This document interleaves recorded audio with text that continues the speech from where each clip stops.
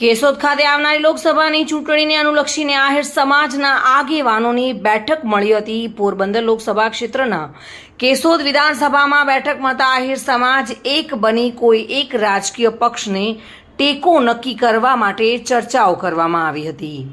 આ ચર્ચાના અંતે તાલાળા ધારાસભ્ય ભગવાન બારડ, દિનેશભાઈ ખટારિયા, ગોવિંદભાઈ બારિયા સહિતના આગેવાનો અને આહિર સમાજના ટ્રસ્ટીઓ હાજર રહેતા ભાજપના ઉમેદવાર મનસુખભાઈ માંડવિયાને ટેકો આપવા બાબતે પ્રસ્તાવ રાખ્યો હતો। આગામી સમયમાં પોરબંદર મતક્ષેત્રના કુતિયાણા, માણાવદર, ઉપલેટામાં આહિર સમાજ બેઠક બોલાવવા માટે નક્કી કરવામાં આવ્યું છે। ત્યારે આજે કેશોદ ખાતે આવનારી લોકસભાની ચૂંટણી માટે આહિર સમાજના આગેવાનો એકત્રિત થઈને બેઠક યોજી હતી અને તેમાં ભાજપના ઉમેદવાર મનસુખભાઈ માંડવિયાને ટેકો આપવા માટે પ્રસ્તાવ રખાયો હતો। આજે કેશોદ મુકામે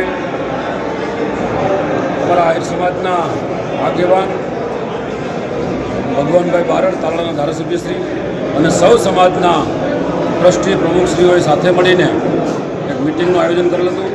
અને મિટિંગમાં એટલા માટે કે સમાજને કઈ દિશા ઉપર જવું છે એના માટે સૌ આગેવાનોના સૂચન લઈને આગામી લોકસભાની અંદર જ્યારે કેન્દ્રીય મિનિસ્ટર તરીકે જેમણે ખૂબ સારી કામગીરી કરી છે, કોરોનામાં પણ તેમણે ખૂબ વેક્સિન શોધવાથી માંડીને તમામ જે કાર્ય કર્યું છે એના માટે એવા જેવા 11 લોકસભા પોરબંદરને એવા એક ભાવસ ઉમેદવાર મળ્યા છે।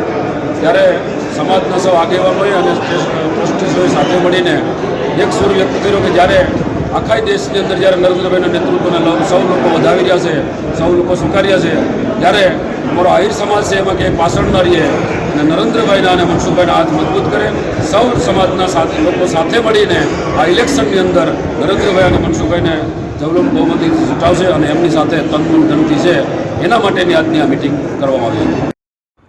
રાવલિયા મધુ સાથે bureau report, today Gujarati news.